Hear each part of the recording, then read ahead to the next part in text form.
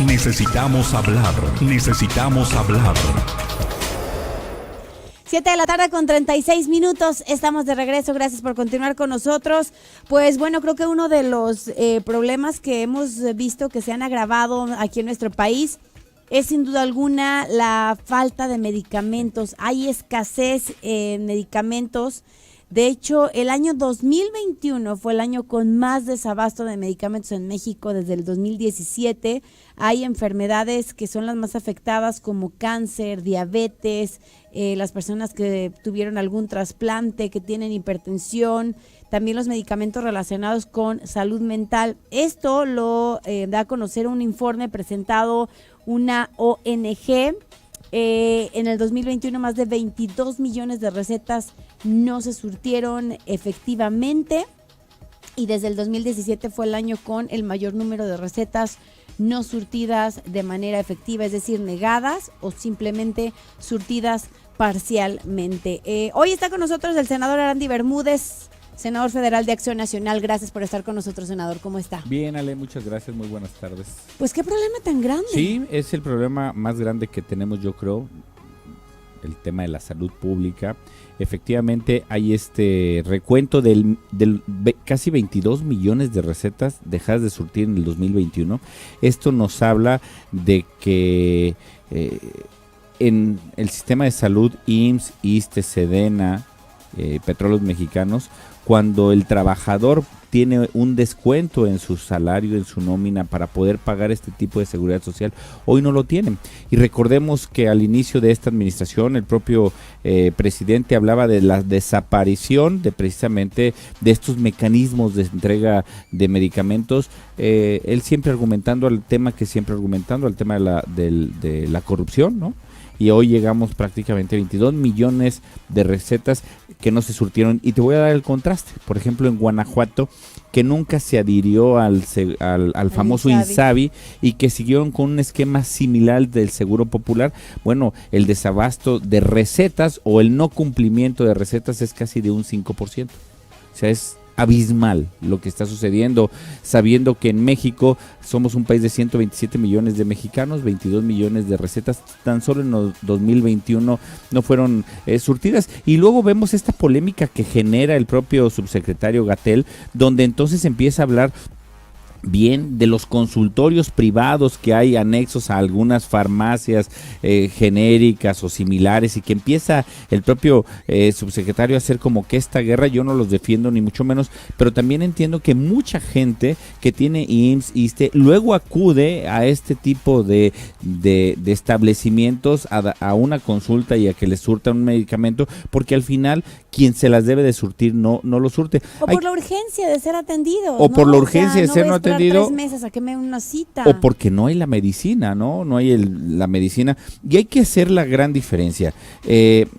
En Guanajuato, el modelo que el gobernador Diego, que el secretario de Salud Daniel y el gobierno del estado asumieron con responsabilidad seguir trabajando con un modelo al que se venía trabajando con antes. Hay que decirle al auditorio en qué consiste. Bueno, consiste en que este modelo del dinero de la federación, el estado siguió metiendo el dinero que necesitaba para poder mantener nuestro sistema de salud, a diferencia de los estados que se adhirieron al INSABI, donde trasladaron todo el sistema de salud a la federación, y es la federación la que se encarga de eso. Entonces los estados ya no tuvieron la obligación de meter la contraparte en el tema de salud. En Guanajuato, más o menos cifras, el gobierno federal del dinero, ojo, que le corresponde, no es un regalo, que te corresponde vía impuestos, son alrededor de 8 millones, el gobierno del estado le pone otra parte más, y en otros estados donde sí se adhirieron al INSABI, solamente llega el dinero federal y no llega el dinero del estado. Por eso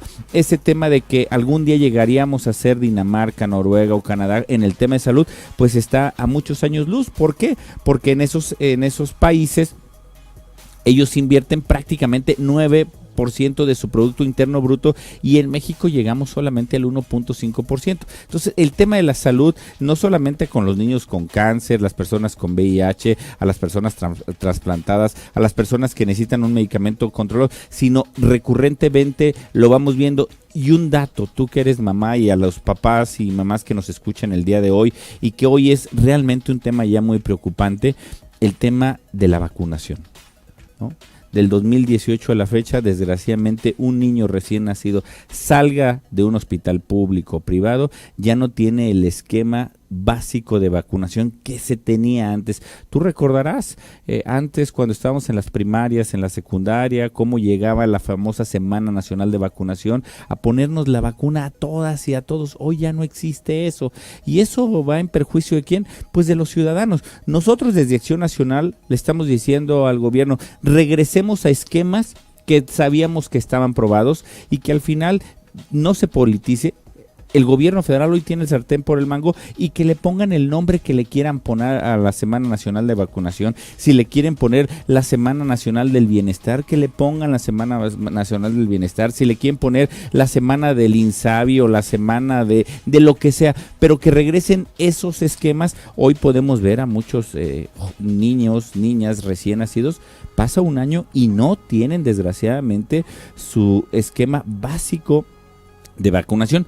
Efectivamente tienes hasta los 5 años, pero antes los papás, yo tengo 2 hijas, tú tienes 2, teníamos la seguridad de que cuando salían del hospital ya salían con su esquema básico. Bueno, esas son de las cosas que hemos perdido. ¿Por qué hacen falta medicamentos? ¿Por qué hacen falta vacunas? ¿Cuál es la raíz del problema en este país? Recordemos que el gobierno actual lo que hizo fue desmantelar todo aquello que se tenía de la proveeduría en el tema de vacunas y en el tema de medicamentos, amén de decir que era un tema de corrupción, lo cual nunca hubo a nadie en la cárcel, ¿no? Y luego argumentó que iba a traer a este tema de la ONU o la UNOPS para poder hacer estas grandes compras consolidadas, lo cual tampoco funcionó. Y el tema es que el propio gobierno decía, yo voy a comprar el medicamento y yo me encargaré de la logística. ¿Qué quiere decir? De poner el medicamento en el último rincón de Chiapas, en el último rincón de Guerrero, en el último rincón de Guanajuato, en el último rincón. Cuando antes, en los esquemas que sucedían, los laboratorios que ganaban las licitaciones, tú le decías, a ver, son tantas de paracetamol que necesito en el hospital del noroeste, en el del suroeste, y entonces las propias empresas farmacéuticas eran quienes distribuían porque tú les pagabas ya eso. Entonces hoy el gobierno lo que quiso hacer es decir, yo ya tengo ahora mi propia empresa de logística, ¿no? Entonces como, las empresas refresqueras, supongamos que tú tienes una tienda y entonces tú dices, pues yo en lugar de que la empresa refresquera me traiga en estas rutas que hacen el producto, tú vas por el producto. Entonces todo esto se desmantela. Empiezan a hacer estas famosas compras consolidadas desde Hacienda y no desde Secretaría de Salud, y vienen estos problemas. Las vacunas, por ejemplo, que son preparadas y que son ordenadas hasta con 2 o 3 años de anticipación por el agente biológico, sí, pues no se podían comprar. No es como si voy yo a la tienda y me das 10 vacunas de esto, no existen, ¿no? Se tienen que fabricar de acuerdo, y hubo este tema de que se dejaron de hacer por el tema famoso de la pandemia, pero recordemos, antes de la pandemia ya las semanas nacionales de vacunación ya habían sido canceladas. Uno de los principales temas cuando entra el presidente es que se cancelaron las famosas 3 semanas nacionales de vacunación, que hay que decirlo muy claro, no era un logro del PAN, no era un logro del PRI, era un logro de médicos, enfermeras, personal de salud que estaban dedicados realmente a poder erradicar enfermedades que con estas vacunas lo podían hacer, y que en aquel entonces nace con un secretario de salud, el doctor Jesús Kumate, que incluso fue reconocido a nivel internacional por esto. Era un tema que no estaba politizado, eso es lo peor, que hoy se politiza tanto, que nunca se había hablado tanto de una Semana Nacional de Vacunación, nunca en un noticiero se había hablado tanto de un desabasto, nunca desde un gobierno habías ido en contra de una farmacia privada, ¿no? Nunca. Y hoy lo haces porque lo único que quieres hacer es distraer la atención de lo que realmente es importante, que tenemos que darle la salud a las mexicanas y los mexicanos. ¿Cuáles son las vacunas que hacen falta, por ejemplo, para el estado de Guanajuato, en general para la niñez de México? ¿Cuáles faltan aquí en el estado de Guanajuato? Para este tema te lo puede decir mejor cualquier otro médico, pero yo de entrada, pues el tema de la polio, las que les entregan la BGC o la BCG, la que les inyectan al recién nacido o a los niños que nacían hacían, ya fuera un hospital público-privado. Tengo entendido que la del papiloma también es una La del papiloma humano también es una de las vacunas que hoy, por ejemplo, para nuestras niñas y los niños no existen. La del tétano, por ejemplo, que se le pone a las mujeres que van a dar a luz. Hoy también es una, fíjate, hoy si un ciudadano, vamos a que trabaja en un taller mecánico. Hepatitis, tuberculosis para los niños menores de 4 años son algunas de las que BGC. BCG, ajá. Hoy si, por ejemplo, un ciudadano en un taller se corta o algo y quiere ir precisamente a un centro de salud a que le pongan la vacuna del tétanos, hoy no está la vacuna del tétanos, Hoy no está. Y no porque el gobierno del estado no quiera. ¿Sabías que, por ejemplo, el tema de estas vacunas, el gobierno no las puede comprar del estado? Era como como el tema de COVID. De COVID. No y las ahora, el gobernador Diego quería salir a comprarlas. Los gobernadores, es más, los empresarios querían salir a comprarlas.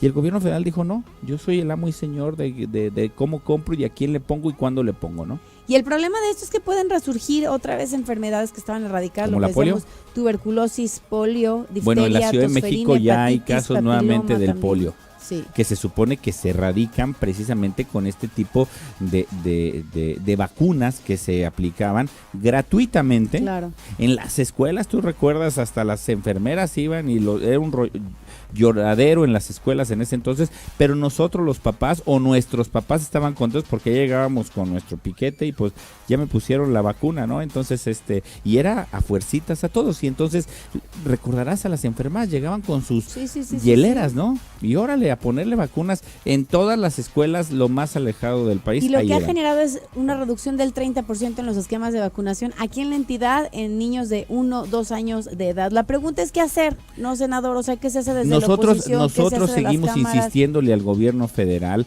que escuche a la oposición. No porque ellos gobiernen quiere decir que tengan la razón, eso es lo peor.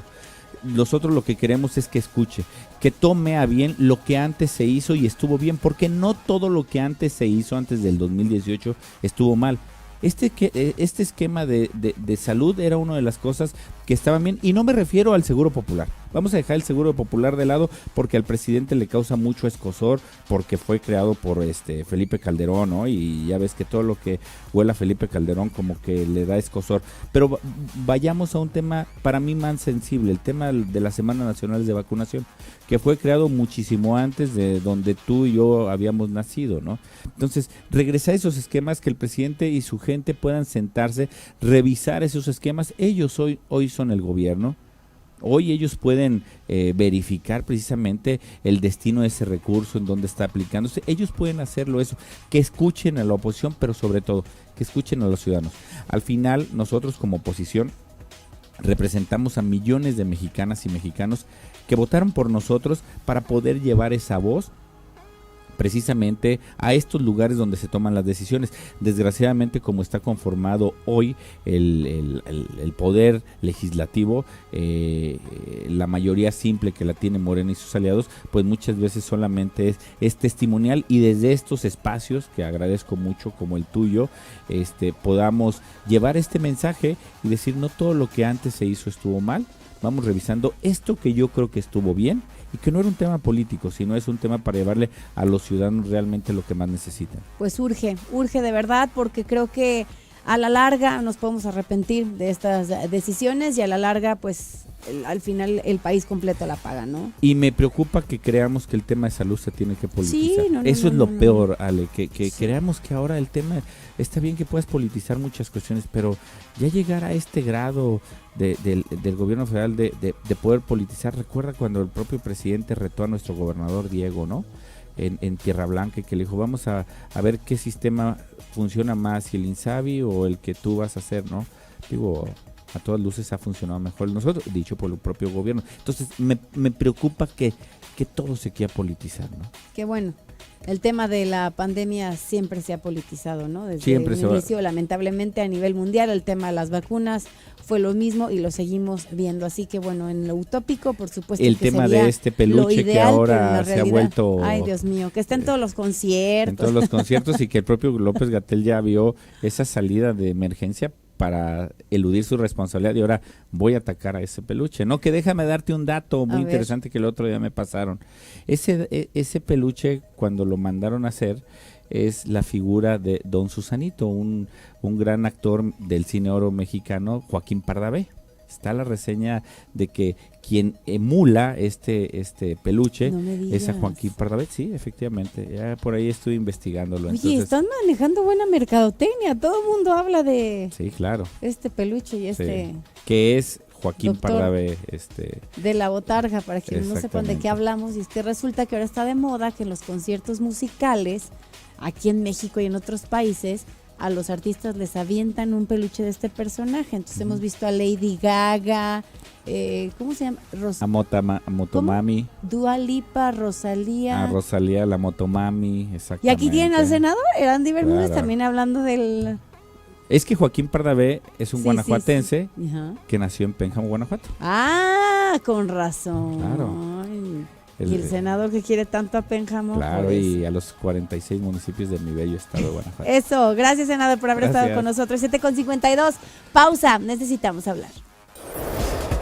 Contáctanos en Facebook, en YouTube, TikTok, Instagram. Noticieros en línea.